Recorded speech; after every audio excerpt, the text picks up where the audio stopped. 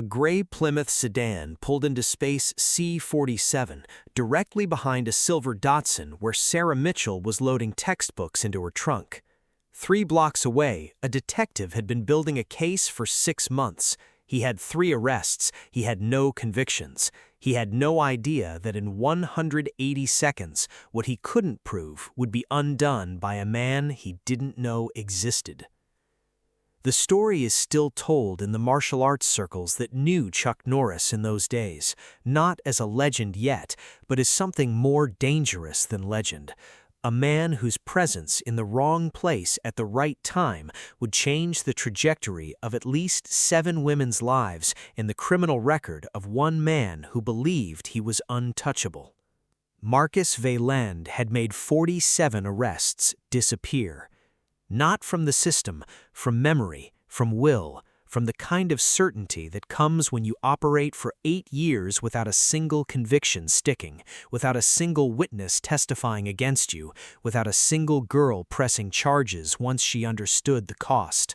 He was 43 years old, lean, not muscled, a manager's body, not a fighter's, dark hair graying at the temples. He wore tailored shirts and moved with the precision of someone who had studied exactly how powerful men carry themselves. 6 feet even, 175, forgettable until you noticed his hands. They were large, capable, with scars on the knuckles that spoke of decades before he became an operation manager instead of muscle. Vailland's specialty was not violent abduction, it was targeted recruitment. He identified vulnerability in girls between 18 and 23, girls from wealthy families who traveled alone, who had trust built into their DNA, who believed the world was fundamentally safe. He built relationships through his 3 scouts, Tom Reeves, a charming community college student who worked night shifts, Danny Costos, who posed as a photographer, and Michael Park, the driver, always the driver. In the past 8 years, Michael Park had driven at least 40 women to locations they didn't choose, from which they didn't return intact. He had done it with such efficiency that he'd never been charged. The 3 scouts had ensured there were always reasonable doubts, always explanations, always the possibility that the girls had simply chosen to leave. But Sarah Mitchell's mother had not let the doubts settle. She had called every agency, she had called the district attorney, she had called every reporter who wouldn't take her seriously. And one of those calls had reached Tommy Chen, who was not a cop, not a detective, but the training partner of a man who had long ago decided that systems sometimes moved too slowly to matter. Chuck Norris knew Marcus Vailland's name for exactly 11 seconds before the moment that changed everything. Tommy Chen had driven them to Stanford that Tuesday specifically because he'd heard Vailland's scouts would be working the campus. He didn't have proof, he had the description from Mrs. Mitchell and a photographer's eye for recognizing predatory patterns. Chuck had listened in the car for 40 minutes while Tommy explained why they were 2 hours north of Los Angeles, walking a university parking lot at 3:45 p.m., looking for a crime that hadn't happened yet. "We can't stop them before they move," Tommy had said. "No," Chuck agreed, "but we can be there after they do." Chuck was 40 at the time. He had already won a professional fighting record that made him famous in circles that didn't make celebrities, only legends. 5'9", 170, the kind of compact build that didn't register as a threat to people who thought threat looked like size. He wore jeans and a white button-up shirt, nothing that marked him as anything but an ordinary man picking up his girlfriend. They had split at 3:30. Tommy stationed himself by the library. Chuck walked towards the science building, visible, ordinary, waiting. Sarah Mitchell had no idea she was being watched by anyone. She was loading her trunk because her anthropology class ran long, because she was thinking about dinner, because she was 19 and the world still felt like a place where nothing happened without warning. She didn't notice Michael Park's Plymouth sliding into the space behind her Datsun. She didn't notice Tom Reeves stepping out of the passenger side, moving with the casualness of someone who belonged on that campus, who probably belonged there every day of his life. She noticed Reeves when he said, "Sarah?"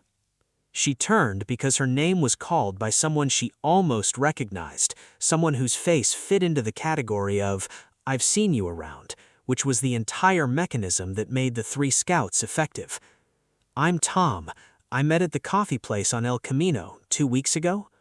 She hadn't, but his certainty made her uncertain. That uncertainty was the 11-inch gap between safety and transport. She smiled the way women smile when they're being polite to someone they don't remember but don't want to embarrass. Michael Park was already out of the Plymouth before she realized she'd made an error. That was when Chuck Norris stepped out of the next car over. He didn't run, he didn't shout, he simply stopped walking towards the science building in reverse direction with the kind of economy of movement that makes observers miss the transition. He was simply suddenly in the gap between Reeves and the Plymouth, positioned in a way that wasn't blocking anyone but made forward motion in his direction impossible. Tommy Chen saw it from 140 yards away and understood in that moment why Chuck had been the one to come, not the police, not security. Chuck's arrival was not a rescue in the form of intervention. It was a question asked in the physical language of someone who had spent 40 years learning to ask very clearly. Michael Park's hand was on Sarah's arm. He released it. "It's not what you think," Reeves immediately said. The speed of the words gave him away. They were reflexive, the opening move of someone who had used this exact phrase 17 times without consequence. "Were you just—" "I see," Chuck said. Those 2 words carried the weight of someone for whom seeing was apparently sufficient. He looked at Sarah. "Your car?" she said. "Yes." "Get in it. Close the door. Don't open it." She moved. She moved before her mind caught up with her body's understanding that something fundamental had shifted in the parking lot.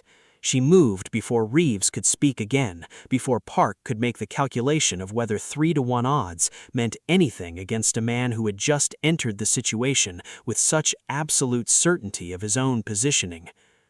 The crowd came later. In a parking lot, a crowd is whoever is close enough to notice. A biology student 50 yards away, a maintenance worker heading to the custodial vehicle, a professor walking from the library to her car, 7 people within 40 yards, none of them fully understood what they were seeing. What they saw first was 2 men backing away from a third man who hadn't raised his voice, hadn't touched anyone, hadn't moved anything but his center of gravity 1 inch forward. What they heard was Reeves saying something fast and urgent and wrong. What they understood, the world had changed. Michael Park took 3 steps backwards. His hand was on Sarah's arm 1 moment before. Now it was empty. The empty hand made the moment real in a way that words couldn't. He was calculating. Michael Park had driven 47 women to places they didn't choose. In that calculation, the 7-person growing circle, the man in the white shirt who had entered as if he owned the parking lot, the sudden impossibility of the narrative that had worked 47 times, he finally understood that the story had changed. What happened in the next 12 seconds would be told in dojos for the next 20 years, though nobody filmed it, though no police report would contain the technical details, though the only documentation would be the internal one that predators carry.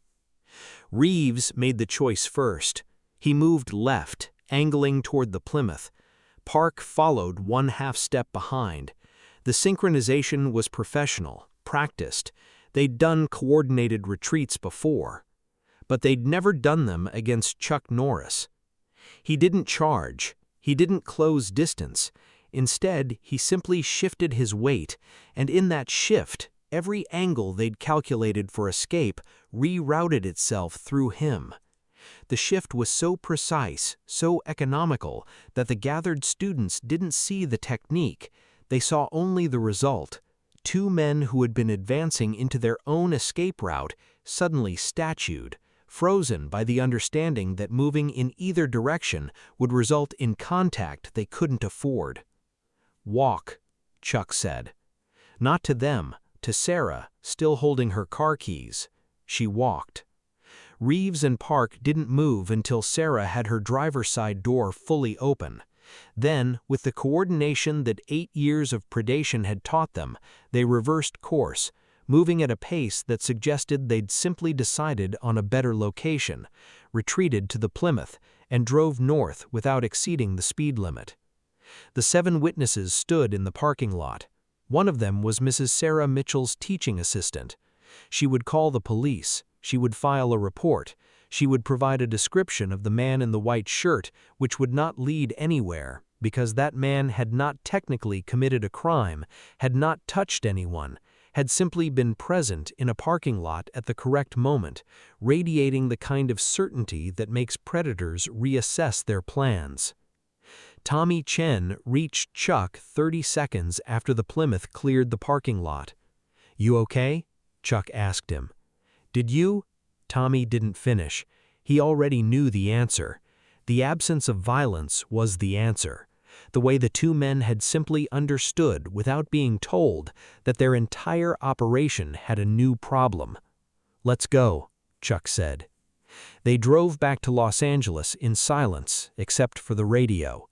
Tommy kept waiting for Chuck to explain something. Chuck never explained. He simply understood, and that understanding moved through the world like a tuning fork, causing other people to understand without needing the intermediate step of words. Sarah Mitchell pressed charges 6 days later. She did it because her mother pressed the truth against her with the weight of 40 years of maternal certainty.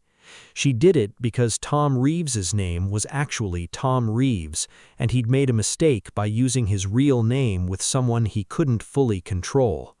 She did it because Michael Park's Plymouth was registered to the criminal enterprise, because Danny Costas's camera was loaded with photographs, because Marcus Velland had finally made the calculation that it was safer to retreat than to press forward. Michael Park went to trial. He was convicted. Marcus Velland never faced charges, but the operation dissolved inside 4 months. Tom Reeves disappeared into Arizona. Danny Costas found legitimate work as a photographer in Portland. Michael Park served his sentence aware, in the way that criminals always understand these things, that the man in the white shirt had made him face consequences specifically as an object lesson. Not to Park himself, but to anyone in the organization who might think that 8 years of success meant something was protected. The story traveled differently than the newspapers reported it. In dojos from San Diego to Berkeley, in conversation between training partners who knew Chuck's life from the inside, the legend became something simpler. The recognition that certain kinds of evil calculate the cost of their continuation, and that some men carry such clarity in their presence that predators read it like a language they'd been trained all their lives to understand and flee from. Chuck never spoke about the afternoon in the parking lot. Tommy mentioned it once to a student years later, just the bare facts, the way you might recount any ordinary day that became extraordinary in the retelling. "What did he do?" the student asked. "He arrived. That was all that was required." The final closure came 3 years later. A letter arrived at Chuck's training facility in Los Angeles. It was from Sarah Mitchell, then 22, graduated, working as a social worker specializing in trafficking survivors. She wrote without sentimentality, just the facts of her life after the parking lot, the therapy, the months of understanding what almost happened, the choice to make it impossible for almost to happen to anyone else. "I never got a chance to thank you," she wrote. "I don't think there's a thank you that fits. I wanted you to know that what happened in that parking lot meant I got to have a life. It meant my mother got to see me graduate. It meant that Marcus Velland's operation ended because someone was willing to stand where it mattered, at the moment it mattered."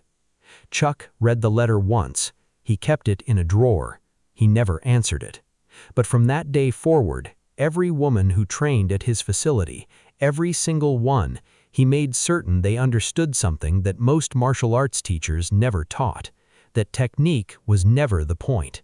The point was the absolute certainty that you deserved to exist safely in the world, and that certainty, radiating from your body, from your presence, from your understanding, was the first and final form of defense. It wasn't about what Chuck Norris could do. It was about what the knowledge of Chuck Norris's presence could prevent. The legend persists the way legends do, not as documentation, but as transmission. In martial arts circles that knew his reputation, the parking lot story became shorthand for something deeper, that some men operate at a frequency that makes predatory calculation impossible, not because they're bigger or stronger or faster, but because they carry such fundamental certainty about the structure of right and wrong that lesser men simply cannot maintain their own fiction in their presence. Years later, when Tommy Chen was teaching his own students, he would tell them about that Tuesday in the parking lot. 7 witnesses, a girl who got her life back, a criminal enterprise that dissolved because one man understood exactly when presence was the most powerful form of intervention. That's the technique nobody teaches. It's not a technique at all. It's just truth, moving at the speed of certainty. And some people, like Chuck, they carry it so clear that other people have no choice but to recognize it. The case file closed in 1979. The story never did. It lived in conversation, in dojo walls, in the spaces between what police reports could document and what witnesses understood had happened when the man in the white shirt stepped out of the next car over and asked a simple question with his presence: whether evil was willing to calculate the cost of continuing. And the answer, in every version of the legend, was the same. No, it wasn't.